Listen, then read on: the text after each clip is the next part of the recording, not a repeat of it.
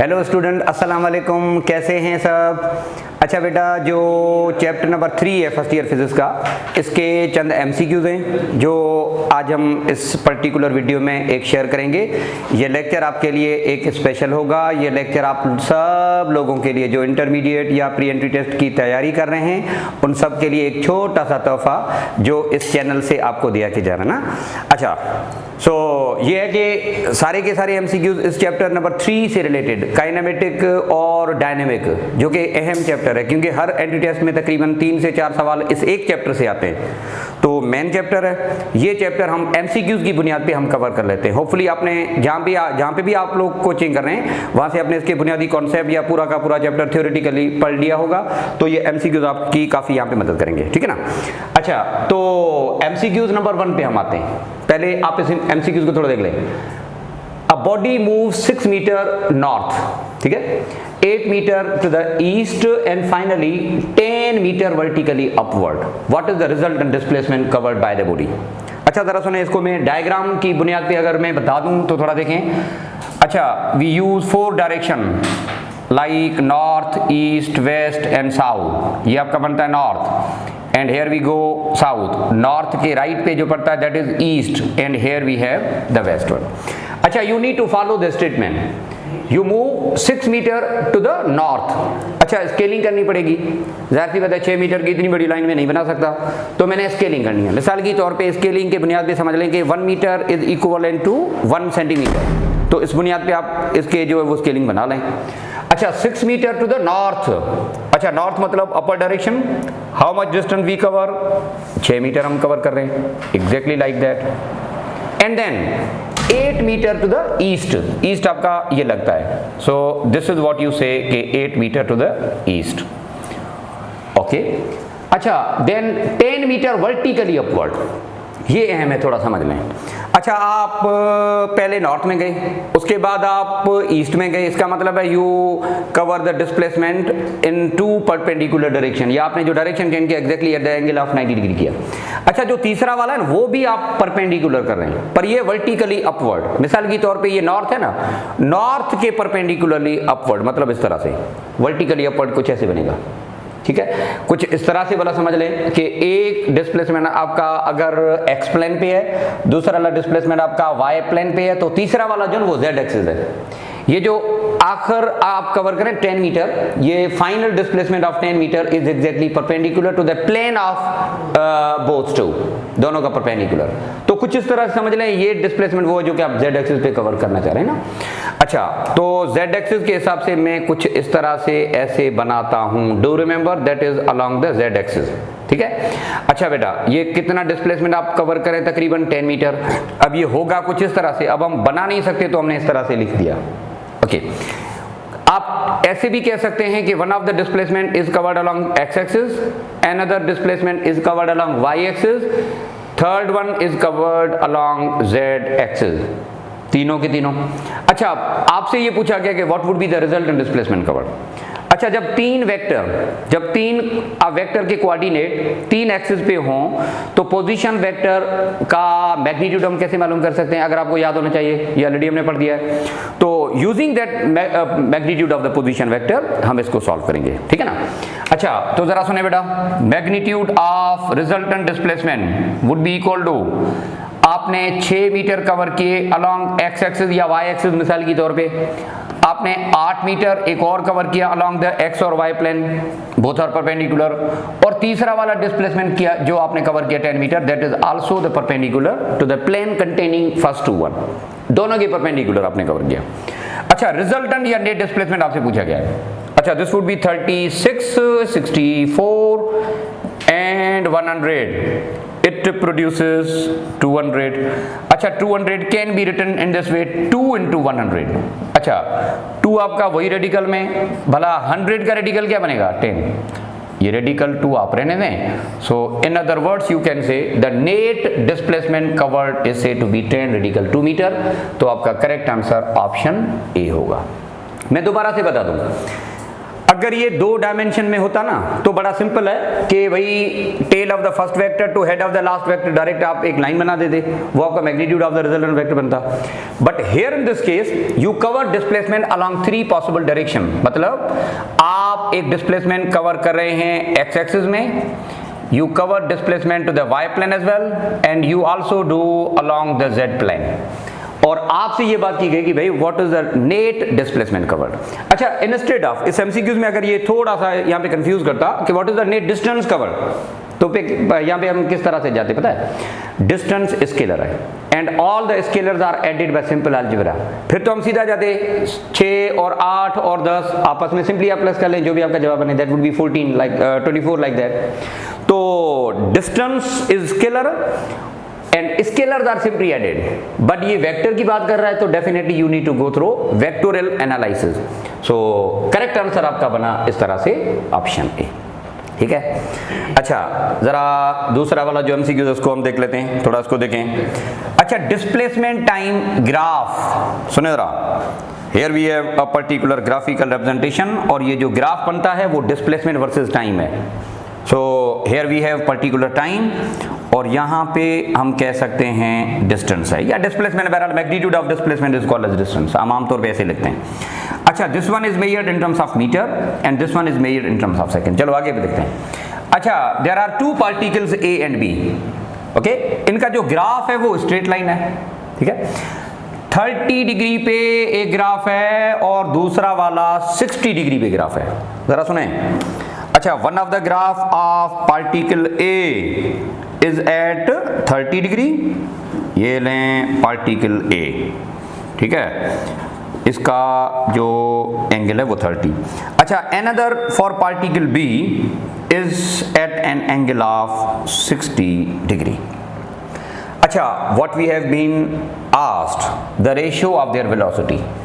अच्छा, एक मुझे बात बता दें, ग्राफ आपने पढ़ा होगा कोचिंग में ना इस तरह से।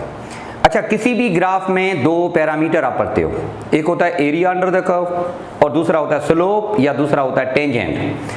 अच्छा, एरिया अंडर द कर्व का मतलब होता है जो फिजिकल क्वांटिटी ग्राफ पे प्लॉट की गई हैं उनको हम सिंपली मल्टीप्लाई करते हैं, एरिया अंडर द कर्व। और जो स्लोप होता है, जो टेंजेंट होता है, वो आपको किसी भी पर्टिकुलर का टेन थीटा बताता है या आपका डेरिवेटिव बना देता है यहाँ पे। तो डिस्प्लेसमेंट टाइम ग्राफ को या डिस्प्लेसमेंट और टाइम को हम क्या करें जो हमें वेलोसिटी मिले। Can you please tell me, velocity की जो डेफिनेशन है या वेलोसिटी किस तरह से डिफाइन होती है, displacement covered per unit time. इसका मतलब है डिस्प्लेसमेंट और टाइम आपस में डिवाइड होंगे तो आपको क्या मिलेगा बेटा, वेलोसिटी मिलेगी। इस डिवीजन के हिसाब से इसका नाम क्या रखा गया, स्लोप, हम इसको स्लोप भी कहते हैं। और इसका दूसरा नाम क्या रखा जाता है यहाँ पे, डेरिवेटिव, और इसको क्या कहा जाता है, that is the tangent.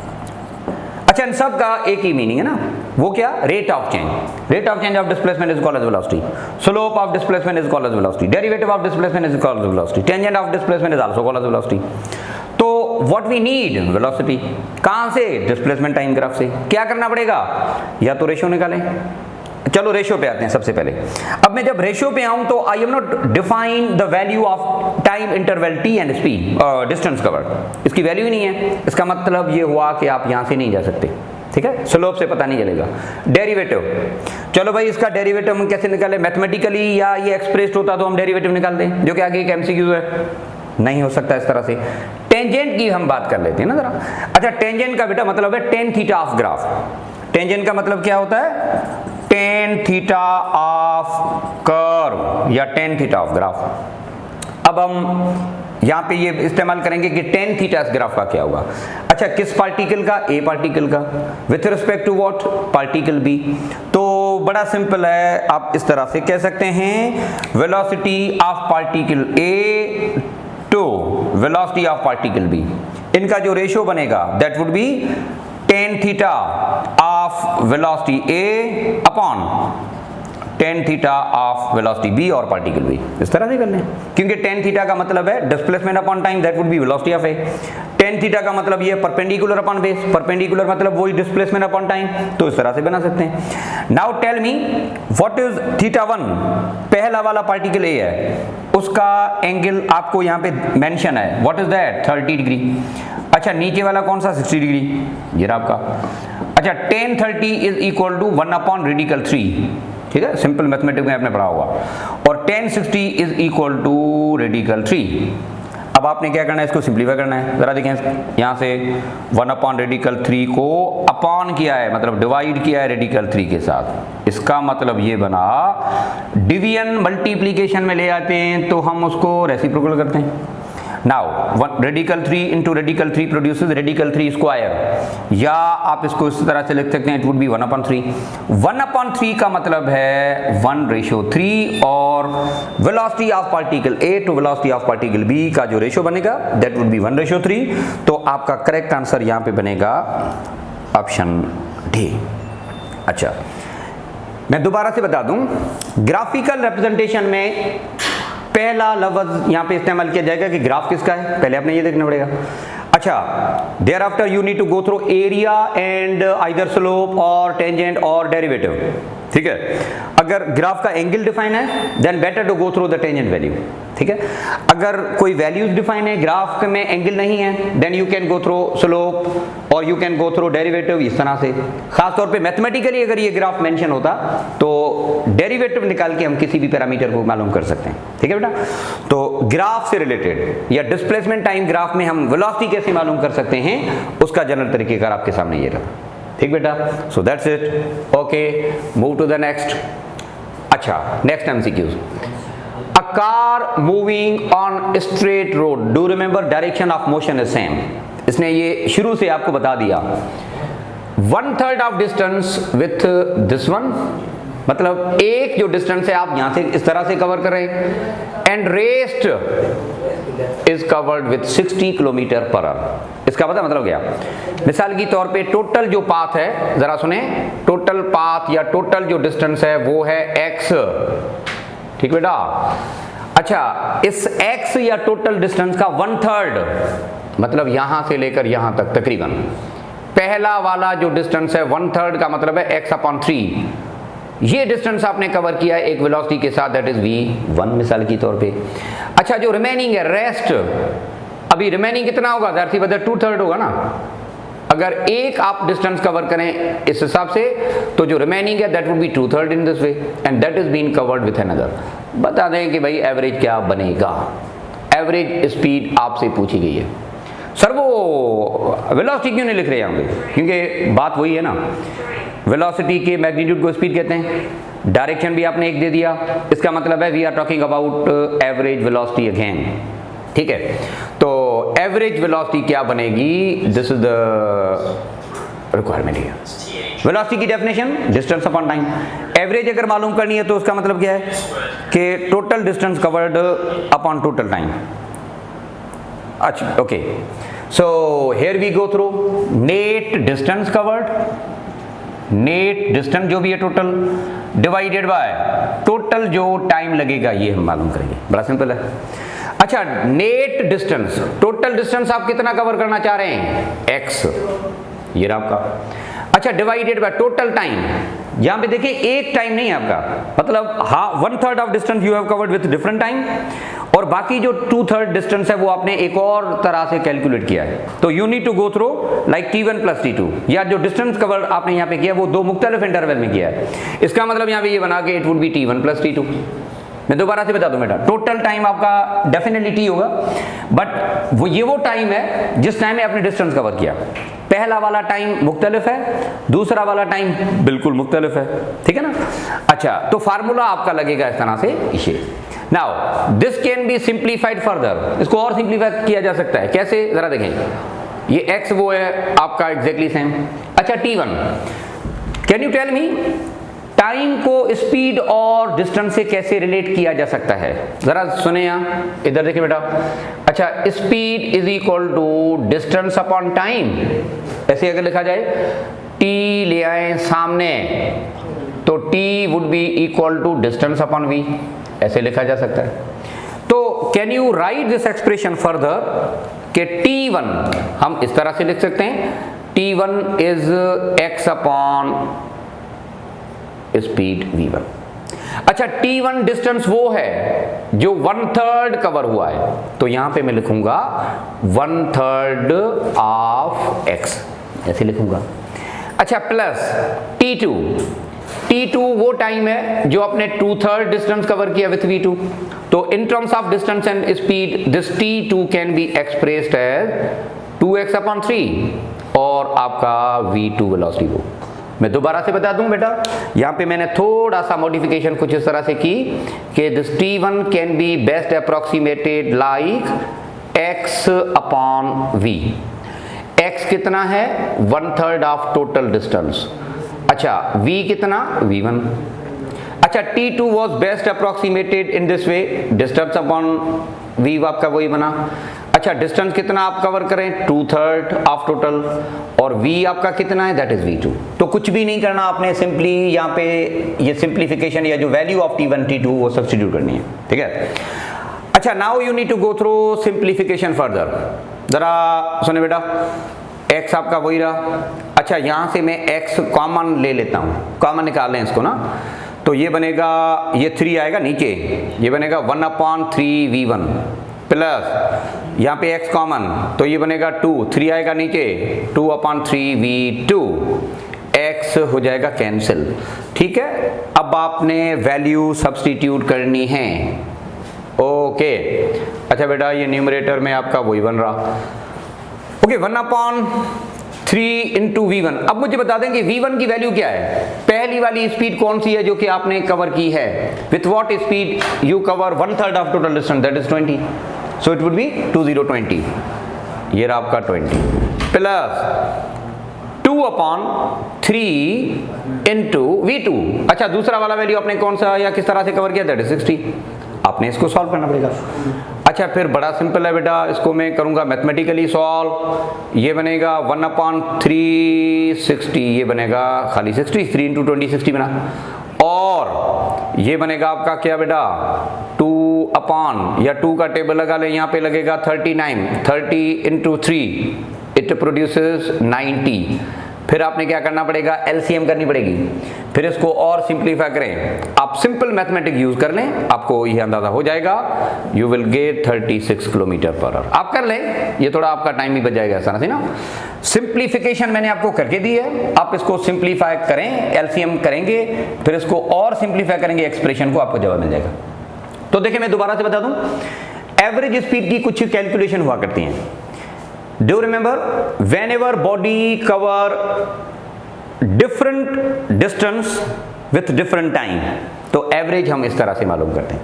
Different distance कैसे सर? देखें भाई, टोटल डिस्टेंस था मिसाल के तौर पे x, पहला जो सेगमेंट है वो इक्वल नहीं है ना, 1/3 है, और दूसरा वाला भी 1/3 थोड़ी है, वो 2/3 है। मतलब these two segment are not equal in magnitude, so you can say you cover distance with of different amount, या you cover distance of different magnitude.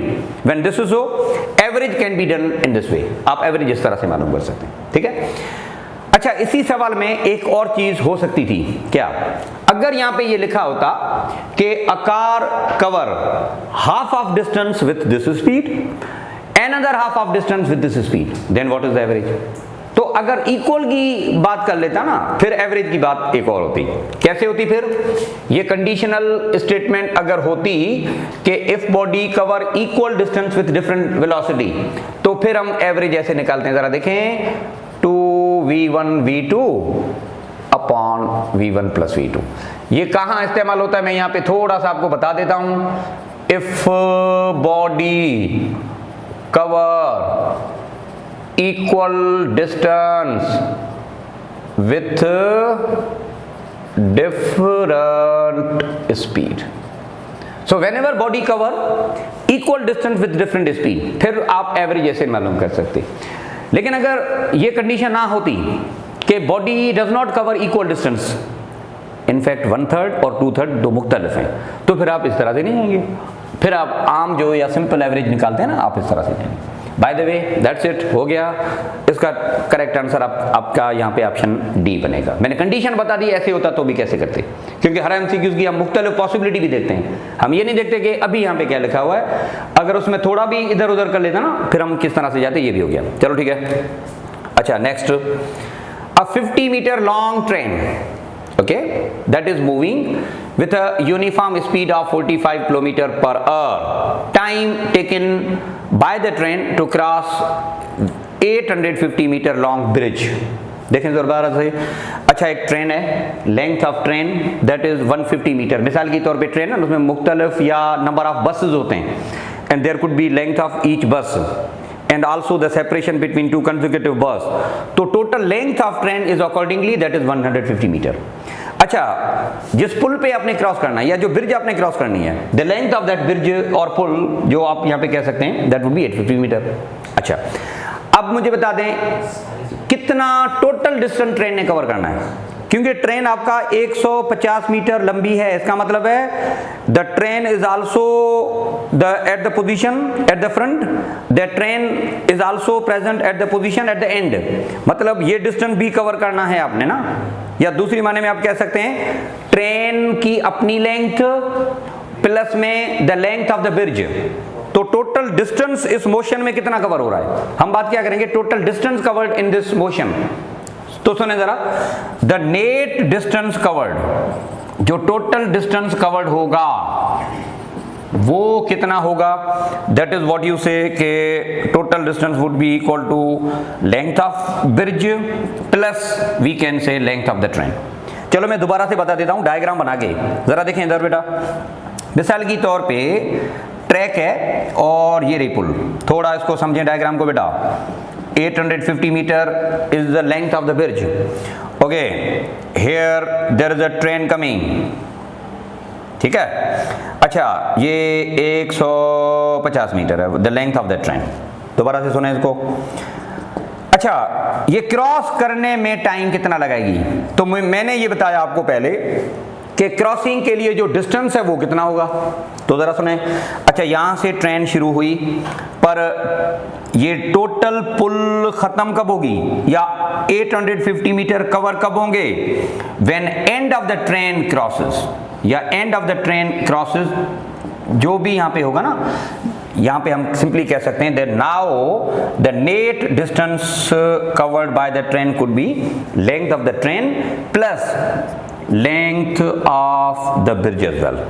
दोबारा से सुने, जब ट्रेन पुल को क्रॉस करती है तो when it cross the end of the train would be exactly over here.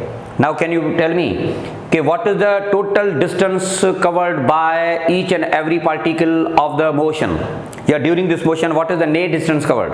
Net distance आपका कवर ये भी हुआ है और ये भी हुआ है, क्योंकि जब ये पुल क्रॉस कर चुकी होगी तो ट्रेन का जो फ्रंट है 150 मीटर आगे होगा, तो 150 मीटर भी कवर हुआ है. डू रिमेंबर, आपने पुल क्रॉस करनी है, इसका मतलब सिर्फ 850 मीटर थोड़ी कवर करना है, आप इस पुल क्रॉस करने के चक्कर में 150 मीटर और भी कवर कर चुके हो, इसका मतलब है net distance covered through this motion it would be 850 plus 150, तो टोटल डिस्टेंस जो कवर्ड होगा दैट वुड बी 1000 मीटर. हो गया. अच्छा, विथ uniform speed of 45 kilometre per hour, ठीक है, स्पीड कितनी है 45 kilometre per hour. You need to convert kilometre per hour into metre per second, ये कन्वर्ट करना पड़ेगा. अच्छा देखिए बेटा, 1 किलोमीटर में 1000 मीटर, ओके.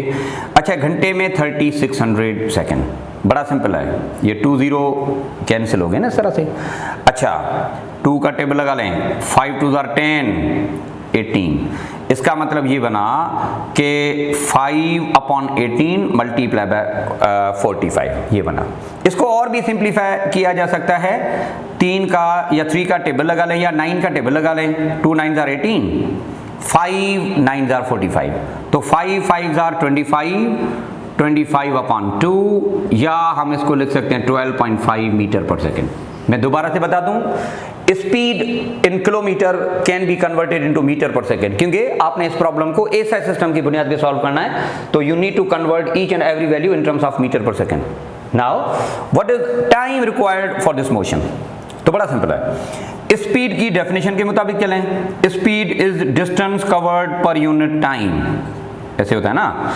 तो यहां से टाइम बराबर क्या होगा बेटा, t would be equal to s/v. What is the distance covered during this motion? 1000 divided by, अच्छा what is the speed actually? Speed is 12.5 या आप सिंपली लिख दें स्पीड आपने लिखी है 25/2। अच्छा ये जाएगा न्यूमरेटर में तो ये बनेगा 2000 नीचे 25।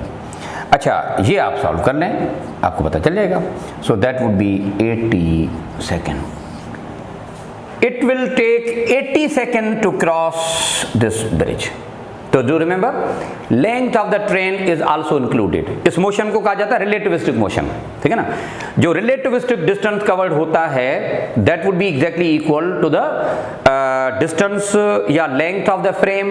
frame मतलब अभी जो ट्रेन है वो frame of reference है उसका distance प्लस में the distance covered by each and every particle during this motion. तो टोटल जो डिस्टेंस कवर्ड होता है ना वो हम इस तरह से ऐसे लिखते हैं, ठीक बेटा। सो MCQs नंबर 4 हो गया। चलें अब हम आते हैं नंबर 3 पे। अच्छा तीसरा वाला, अच्छा ये थोड़ा सा कॉम्प्लिकेटेड इंटरेस्टिंग है, जरा देखें। A particle experience a constant acceleration, मतलब मोशन एक्सेलरेटेड है फॉर 20 सेकेंड, 20 सेकेंड ऐसे समझ लें कि ये बॉडी चलती है, ठीक है। कितना 20 सेकेंड ये बॉडी चलती है, मतलब टोटल जो अमाउंट ऑफ मोशन है या जो टोटल टाइम फॉर मोशन है वो है 20 सेकेंड, ऐसे समझ लें। आगे देखें। अच्छा फ्रॉम रेस्ट ये भी ध्यान में रख लें, you need to go through initial speed as 0, okay. अच्छा if it travel S1 in first 10 second and a distance of S2 in next 10 second, तो S1 और S2 के बीच में रिलेशन क्या बनेगी ये आपसे पूछा गया है। बड़ा सिंपल है, मैं डायग्राम की बुनियाद पे समझा देता हूं, जरा देखें बेटा। ये है टोटल मोशन, ठीक है। अच्छा ये पार्टिकल जब यहां पे था ना तो ऐसे समझ लें इसकी इनिशियल स्पीड 0 थी, ठीक है बेटा। अच्छा पहले 10 सेकेंड में इसने जो डिस्टेंस कवर किया है मिसाल की तौर पे हम कहते हैं दैट इज S1, टाइम कितना 10 सेकेंड। तो हम सबसे पहले ये मालूम करेंगे कि ये डिस्टेंस हुआ कितना, इसकी इक्वेशन बनानी है। अच्छा बेटा when initial speed is given, when some acceleration is given, किसी भी टाइम t में आप डिस्टेंस मालूम कर सकते हैं कि नहीं? बिल्कुल कर सकते हैं। कैसे करेंगे इसको हम यहां से सिंप्लीफाई करेंगे। डिस्टेंस इक्वेशन, डिस्टेंस इक्वेशन ऐसे होती है s is equal to VIT plus half AT², ऐसे होता है। जरा इधर देखें। अच्छा VI क्या बेटा 0, इसको तो छोड़ ही दें। अच्छा डिस्टेंस है S1।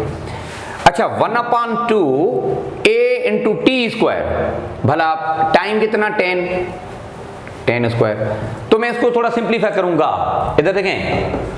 अच्छा ये 1/2 A आपका वही रहा, 10 का स्क्वायर बनेगा 100।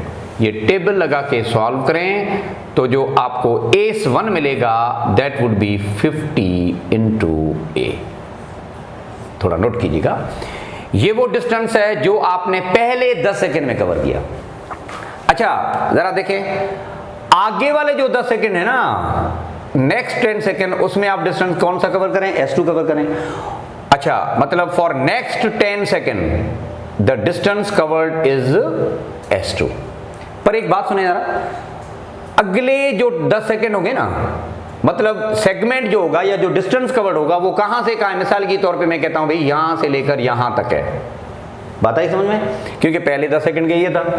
अच्छा उस वक्त इनिशियल स्पीड 0 थी, अभी जो अगले सेकंड है उसमें ये है। पर जो अगला आपका S2 होगा उसमें बॉडी रेस्ट में थोड़ी होगी, यहां पे कोई ना कोई इनिशियल वेलोसिटी होगी। दोबारा सुने, यहां पे कोई ना कोई इनिशियल वेलोसिटी होगी। कितनी होगी पहले ये मालूम करो। अच्छा कैसे मालूम करें सर? बाबा सुने जरा, क्या मैं ये ऐसे कह सकता हूं कि पहला वाला जो डिस्टेंस है S1 उसकी जो फाइनल वेलोसिटी है या पहले 10 सेकंड की जो फाइनल वेलोसिटी है वो अगले 10 सेकंड के लिए इनिशियल है, कह सकते हैं। तो आप एक काम करें, पहले 10 सेकंड की फाइनल वेलोसिटी मालूम करें, this would act as initial speed for the next interval. तो सबसे पहले हम जाएंगे इसकी तरफ कि what is the final speed of first 10 second, हम ये मालूम करेंगे। कैसे मालूम करेंगे मैं यहां पे समझा देता हूं। कौन सी इक्वेशन लगेगी फाइनल स्पीड या इंस्टेंटेनियस स्पीड की? फर्स्ट इक्वेशन होती है हमेशा के तौर पे। तो instantaneous speed is equal to VI plus AT, ऐसे होता है। अच्छा बेटा वी आई कितना 0, क्यों? क्योंकि पहले 10 सेकंड की फाइनल है ना। अच्छा प्लस एक्सेलरेशन वही आपका 10 सेकंड है, मतलब ये, तो I can say it would B a into 10, या ये बना कोई 10a। बाबा ये 10a क्या है? Final speed of first 10 second. ये 10a जो final speed of first 10 second है, this will act as initial speed for next 10 second. तो आप कह सकते हैं कि यहां पे जो इनिशियल स्पीड है दैट वुड बी 10a। ये कैसे पता चला? We have calculated using instantaneous value. तो अगला वाला जो डिस्टेंस है वो अब आप मालूम कर सकते हैं। Again use the distance equation for next 10 second. अच्छा s इज इक्वल टू, अब s आप s2 लिखते हो जो कि आपने ऊपर डेटा में डिफाइन कर दिया। This would be v i t. Can you please tell me अभी वी आई क्या बेटा? अगले 10 सेकंड के लिए आपकी वी आई 0 थोड़ी है, जो आपने ऊपर मालूम किया वही है। कितना है? 10a है। Okay v i into t, t 10 है। अच्छा प्लस 1/2 a आपका वही रहा, टी स्क्वायर वही 10 स्क्वायर। इसको थोड़ा सॉल्व करें पता चल जाएगा। अच्छा 10 10s आर 100a प्लस ये बनेगा 1/2 इंटू ए 100। अच्छा 100a आपके ये रहे और 50a बने, तो टोटल आपको S2 किसके बराबर मिला? That would B 150a। मैं दोबारा से बता दूं, डिस्टेंस S1 और डिस्टेंस S2 आपने मालूम कर दिए। अच्छा मालूम क्या करना है? अब S1 और S2 के बीच में रिलेशनशिप मालूम करना है। मैं एक बात आपको बता दूं, जब आप दो फिजिकल क्वांटिटी को रिलेट करते हो, रिलेशनशिप बनाते हो, तो बड़ा सिंपल और सादा तरीका है उनका रेशियो निकालना। तो you need to go through the ratio of two physical quantity. अब आप इनके रेशियो निकाल लें। अच्छा रेशियो कैसे निकालते हैं? डिवीजन से। अच्छा किसका रेशियो किसके साथ? S1 का रेशियो किसके साथ? S2 के साथ। भाई S1 आपने कितना मालूम किया? ऊपर जो आपने लिखा है 50a मालूम किया, 50a। अच्छा S2 आपने कितना मालूम किया? 150a मालूम किया आपने। ये a और a हो जाएंगे कैंसिल, 50 का टेबल लगा लें, इट वुड बी 3। इसका मतलब ये है S1 upon S2 is equal to कितना मिला? This would B 1/3। तो ये आपका करेक्ट आंसर बनेगा। आप इसको और भी सिंप्लीफाई कर सकते हैं, लाइक S2 को सामने ले जाएं तो ये आएगा न्यूमरेटर में और ये 3 आपका वही रहा। It means S1 is equal to S2/3 is your correct answer. Second option B यहाँ पे करेक्ट आंसर। अच्छा इस सवाल में जो टेक्निकल है वो क्या? आपका खोपड़ी क्या कहता है, आपका जो दिमाग है वो क्या कहेगा? पता क्या है कि सर बड़ा सिंपल है, पहले 10 सेकंड में जो डिस्टेंस कवर होगा अगले 10 सेकंड में वही होना चाहिए ना।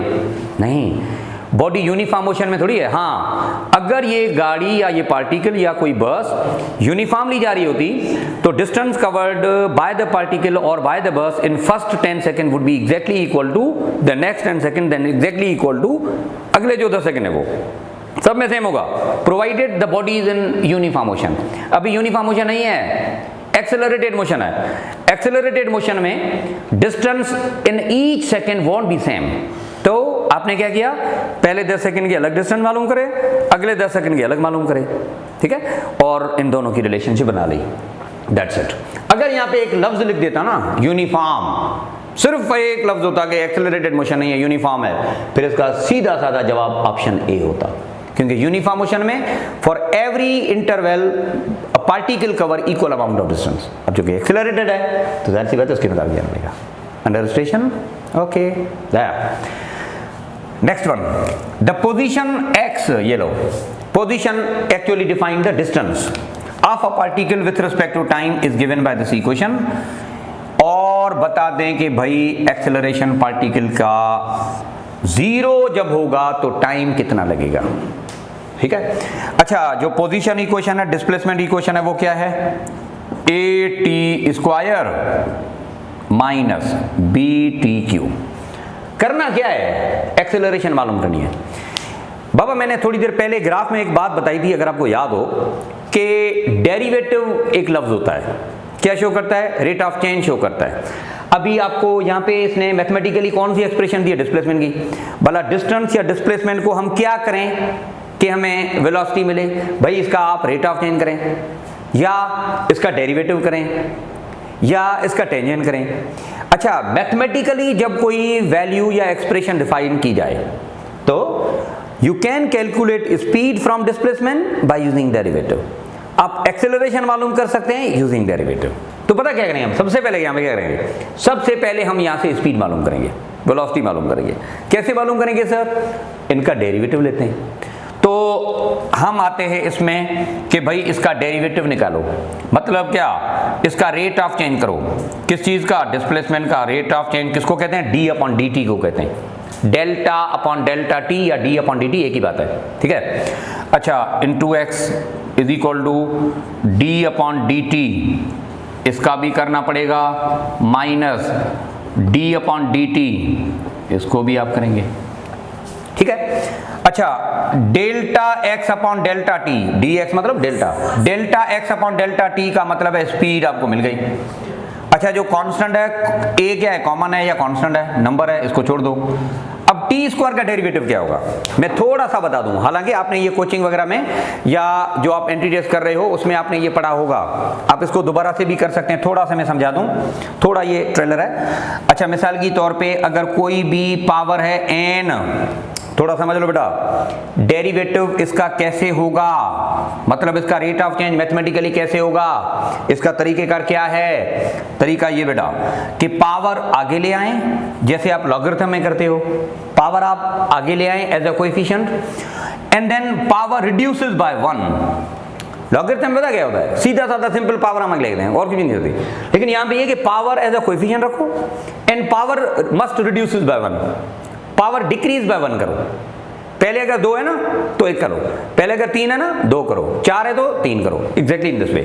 तो ये रूल अगर मैं यहां पे इस्तेमाल कर रहा हूं तो देखें जरा, ए आपका वही रहा। Can you tell me t square का डेरिवेटिव क्या होगा, पावर 2 एज अ कोएफिशिएंट आगे ले आओ भाई, ये रहा। Power decreases by 1, 2 - 1 produces 1, simple है, ये हो गया। अच्छा, minus B as a number है, इसको छोड़ दो। टी क्यूब का डेरिवेटिव क्या बनेगा, पावर आगे ले आओ 3, और पावर 1 कम करना होता है, इट वुड बी स्क्वायर। इसको थोड़ा सिंप्लीफाई करो, पता चल जाएगा, 2at माइनस 3bt स्क्वायर। ये क्या मिला, स्पीड मिली। कैसे मिली, रेट ऑफ चेंज से। क्या मतलब, डेरिवेटिव, दैट्स इट। सवाल में बात जो की गई ना वो एक्सेलरेशन की है। अब एक्सेलरेशन क्या होता है, वेलोसिटी का रेट ऑफ चेंज। इसका मतलब है again you need to go through rate of change, ठीक है ना। डिस्प्लेसमेंट को एक बार किया, वेलोसिटी मिला, वेलोसिटी को करेंगे, एक्सेलरेशन मिलेगी। एक्सेलरेशन का रेट ऑफ चेंज जर्क होता है, तो इस तरह से आप करते जाते हैं ना। बाय द वे, आपने एक्सेलरेशन की इक्वेशन प्रोड्यूस करनी पड़ेगी, तो you need to go through again rate of change, दोबारा से डेरिवेटिव निकालो। ये था वेलोसिटी के लिए, अब हम क्या करेंगे, एक्सेलरेशन प्रोड्यूस करेंगे। एक्सेलरेशन के लिए क्या किया जाता है, डेरिवेटिव किया जाता है। डेरिवेटिव का मतलब क्या, डेल्टा अपॉन डेल्टा टी या डी अपॉन डेल्टा टी, ये रहा, और इसका डी अपॉन डी टी होगा, और इसका डी अपॉन डी टी होगा, ठीक है बेटा। अच्छा, delta V upon delta T मतलब rate of change of velocity is called as acceleration, हो गया। अच्छा, 2a कॉमन है या नंबर है, इसको छोड़ दो, बाकी बचा टी का डेरिवेटिव। अच्छा, पावर आगे ले आते हैं, अभी टी के ऊपर पावर 1 है, आगे ले आओ, पावर डिक्रीज बाय 1, टी का पावर 1 है तो डिक्रीज करेंगे 1 - 1 0, टी पावर 0 बनेगा, और टी पावर 0 मतलब 1 होता है ना, उसीलिए आमतौर पे हम ये कहते हैं कि भाई टी का derivative with respect to t 1 होता है, इसका मतलब ये 1 मिला। अच्छा, माइनस 3b रहने दो, वही रहा। अच्छा, टी स्क्वायर का डेरिवेटिव करना है बाबा, पावर आगे ले आओ तो ये बनेगा 2t, simply power decreases by 1 खाली। तो एक्सेलरेशन आपको यहां से मिल गई। एक्सेलरेशन क्या मिली आपको, acceleration is equal to 2a minus 3 × 2, ये बनेगा 6b × t, ये मिला। अच्छा, हमें एक्सेलरेशन की एक्सप्रेशन तो मिल गई। अब हम आते हैं सवाल में, एक्सेलरेशन प्रोड्यूस करनी थी, वो कर दी हमने। कह रहा है कि acceleration of particle become 0, acceleration 0 हो जाए, मतलब क्या, अगर इस फार्मूला में, अगर इस एक्सप्रेशन में एक्सेलरेशन की वैल्यू मैं 0 रखूं तो बता दो टाइम उस वक्त क्या होगा। बड़ा सिंपल है, put a is equal to 0, क्योंकि ये खुद कह रहा है कि एक्सेलरेशन 0 रखो, तो ये इक्वेशन बनेगी 0 is equal to 2a minus 6bt। Minus का 6bt लेफ्ट हैंड साइड पे ले आए, it would be 6bt plus is equal to 2a। तो t would be equal to, from here, यहां से t क्या बनेगा बेटा, 2a अपॉन 6b। टेबल लगा के सॉल्व करें तो t would be equal to a upon 3b। तो जब एक्सेलरेशन 0 होगी, जो टाइम लगेगा that would be third option C. Correct answer C इसका सही जवाब होगा।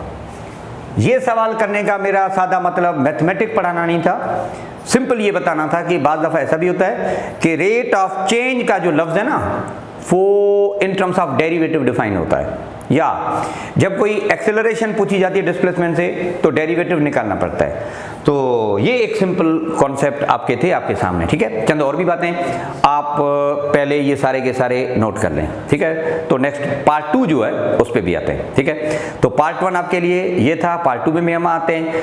अच्छा, आप को पार्ट 2 पार्ट 3 जो भी इस MCQs हैं वो वगैरह इस चैनल पे आपको मिल जाएंगे, ठीक है, इंशाल्लाह ताला, ठीक है। तो ये है कि आप इस चैनल को सब्सक्राइब कीजिएगा ताकि आपको नोटिफिकेशन मिले, क्योंकि हर दफ़ा हम पब्लिकली शेयर नहीं करेंगे कि भाई शेयर करेंगे तो आप देखें, आप सब्सक्राइब करेंगे तो आपको नोटिफिकेशन खुद ही मिल जाएगा। तो you need to subscribe the channel, और इसको वीडियो को आप जितना हो सके आप शेयर करेंगे, और इसको देखना, आपको प्री एंट्री टेस्ट में काफ़ी इसमें हेल्प मिलेगी। जो पार्ट 2 है उसमें भी हम आते हैं। So thank you very much बेटा, स्टे ब्लेस्ड।